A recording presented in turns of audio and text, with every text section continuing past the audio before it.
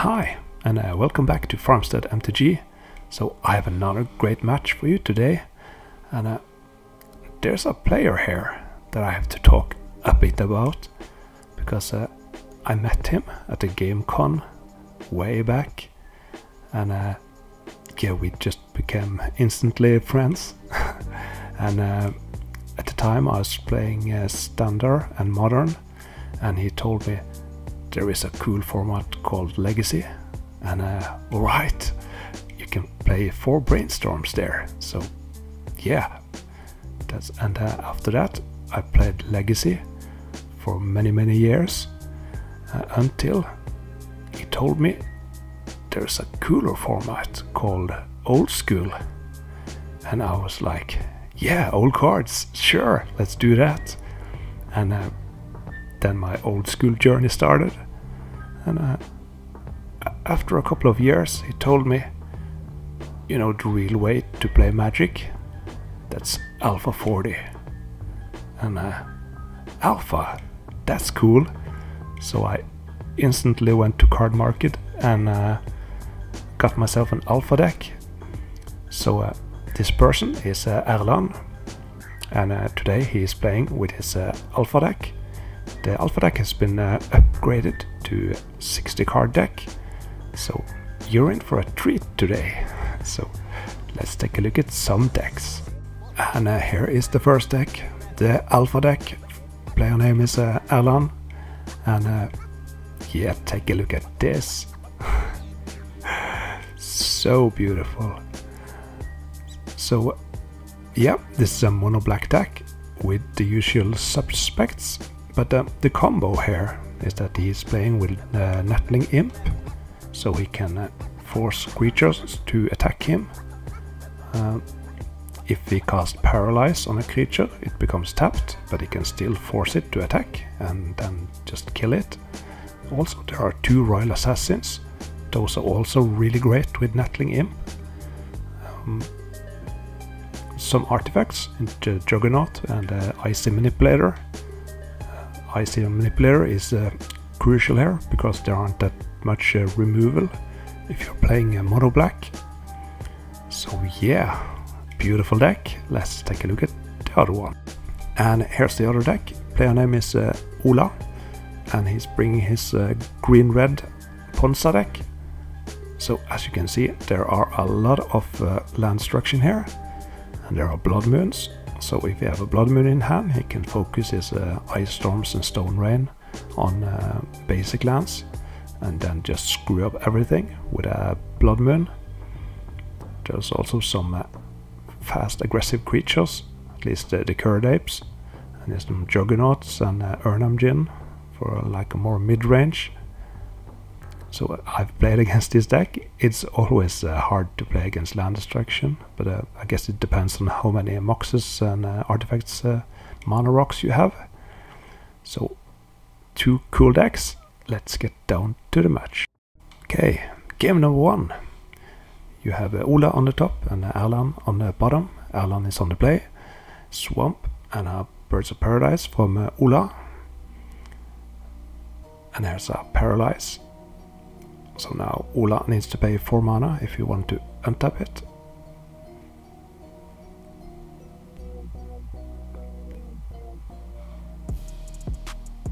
So there's a factory into a Sylvan Library. So there aren't that much card advantage in a green-red deck, so Sylvan Library is a fine choice there. Nettling Imp from Erland. Now we can force the bird to attack, which is, but he can't, so it's destroyed.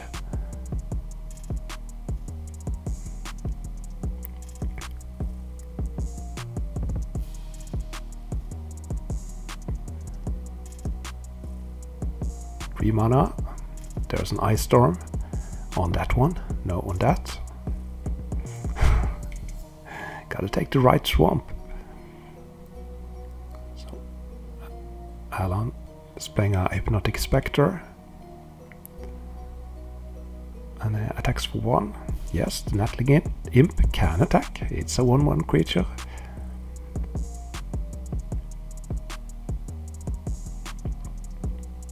So there's another factories. So now Ola has 2 factories. Let's see if he has something for that Hypnotic Spectre. Just another Stone Rain on no, on that one. Yeah.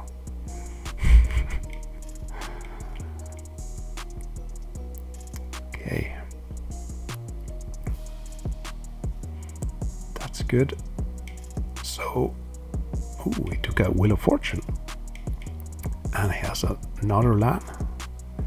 So he can play another Nettling Imp. And now Ola can untap his bird. But using 4 mana to get access to 1 mana isn't a great deal. He just passed the turn, not attacking with the factories. Ooh, and he found a bolt. That's huge.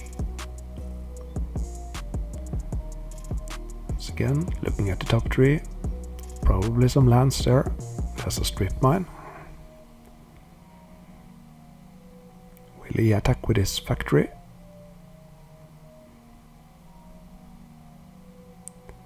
So I think Alan uses his Nettling Imp to force the bird to attack.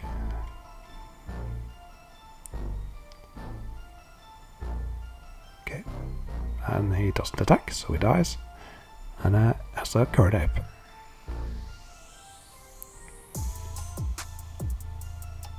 So now I think Ola should start attacking with his factories. Unless he has have a great 4-drop or something in his hand.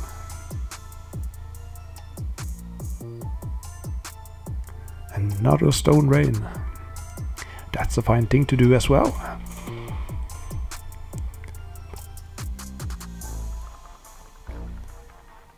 Ooh, and an attack for 2. Now let's see if he swings back.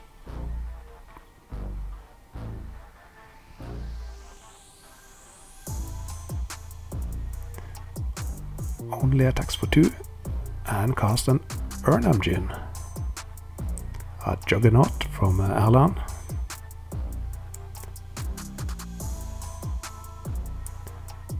The Juggernaut has to attack each turn. And there's 3 forests on top, so shuffling them around a bit, pretending like there is a choice. Ooh, and here Alan uses his Nettling Imp to force the Urnam to attack. That's a great way to get a trade with the Juggernaut versus the Urnam.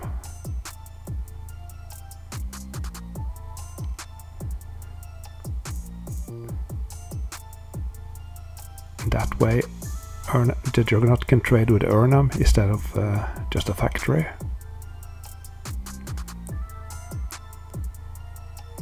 So he leaves 1 factory back so he can pump the other one.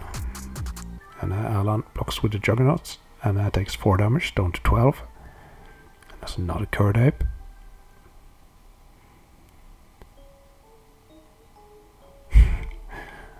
A second Juggernaut. That Juggernaut is good against Curd Apes because they are only 2 power. So we force the Curd Apes to attack.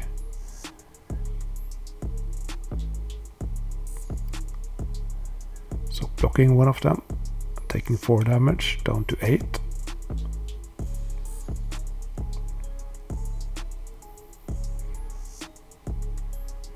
A Mind Twist.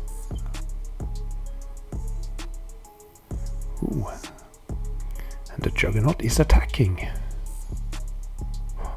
I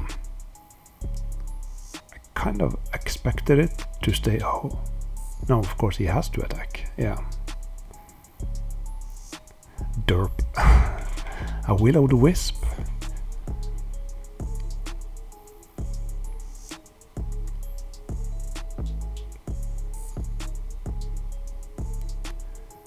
Willow can block one of them, and he's going for a double block. That is risky. Ooh, and he gets punished for it by Ola having a lightning bolt on one of them. Dark Ritual. Oh yeah, into a Senja Vampire. An Alpha Senja Vampire.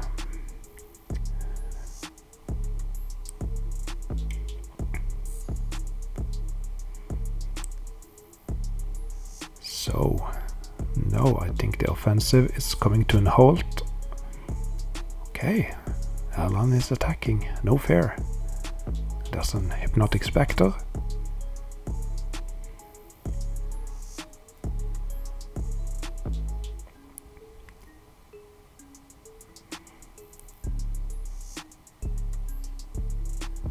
So he can attack with 2 factories and a Curd Ape.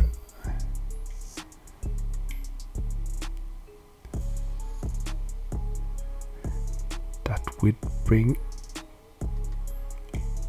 Erland pretty low.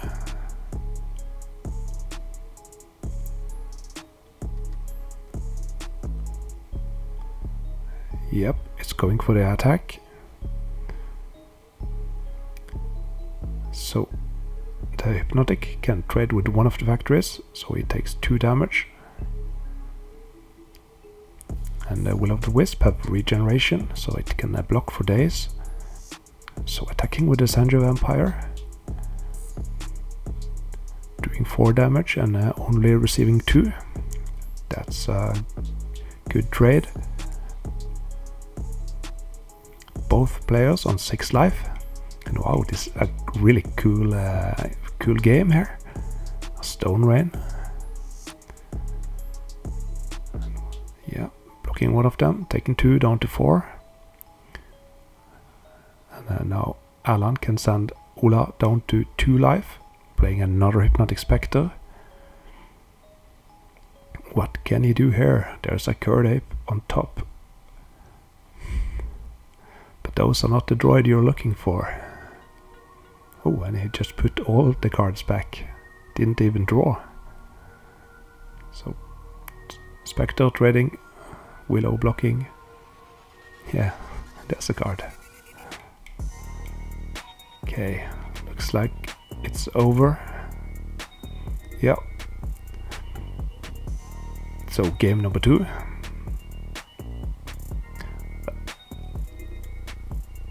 Ola is on the play. Starts out with a Birds of Paradise. And a swamp into something. Dark Ritual. Dark Ritual Juggernaut. Ooh. That is a high variance play. You can win with an early Juggernaut.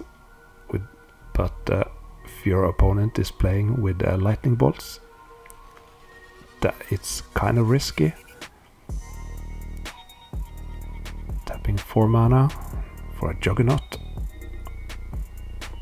Okay.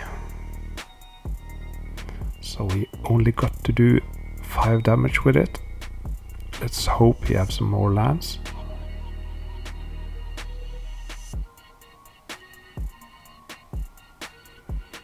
A Strip Mine and an Urnam. Oh no.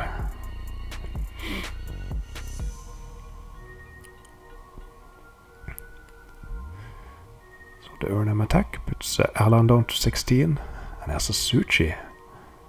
So all the big guys is coming out. Ooh, and a Ryle Assassin. Okay, that's not that bad. Erland is still at 16. Ola can attack for 10. But if Ola doesn't have removal, that could work for Erland. He will get pretty low on life, but okay, Wheel of Fortune. So Ola really wants to find a bolt for that assassin.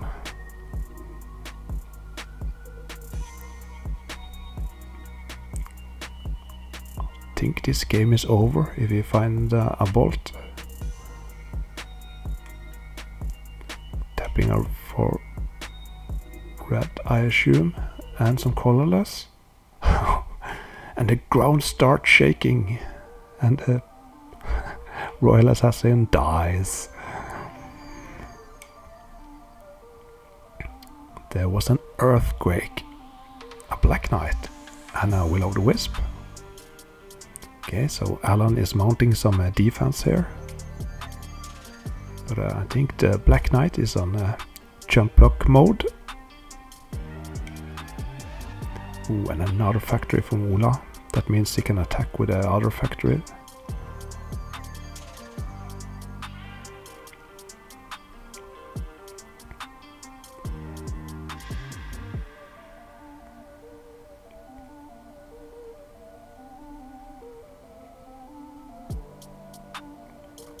Okay, so tapping tree, stone rain. So Alan used the swamp to pay for the regeneration, so the next time the willow dies, it will become regenerated. You put it on just like a shield, and if something happens, the shield gets activated. I think there was a rules trait change a couple of years back, according with the regeneration. A Juggernaut, okay, that can at least trade with one of them. And you see Ola is pointing at the willow, because the Urnam has to give one creature. Okay, and there's a scoop. Game number 3. Alan's on the play. A beautiful Alpha Moxjet into a beautiful Alpha Bad Moon. Gotta mention that. Okay, and there's Nettling Imp.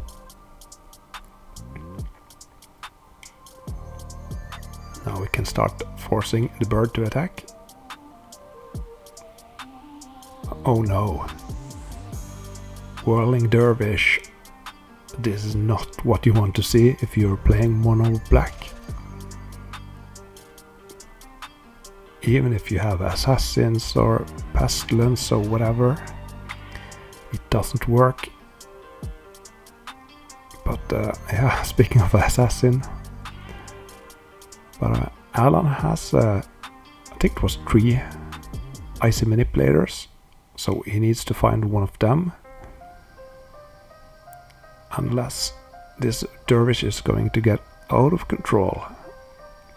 So each time the Dervish do damage to a player, it gets a +1/+1 counter.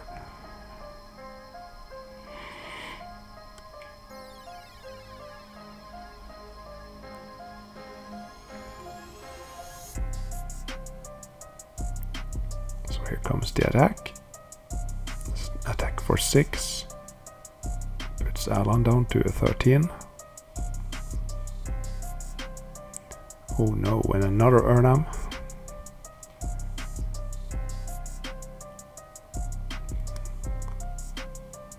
And a Pestilence.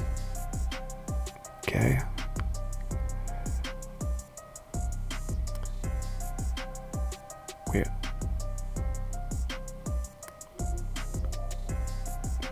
With or without the Suchi, I think this is going to be hard. And there's a Chaos Orb as well. Wow, and that's a huge attack. Okay, so he blocks the 2 Urnams. The Dervish gets bigger. It's a 4/4 now. And is there anything Alan can do here? Tapping some mana. Yeah, that's a scoop. GG. So Ola won 2-1, and don't forget to like this video, and you should subscribe if you haven't. And yeah, thanks for watching. Farmstead out.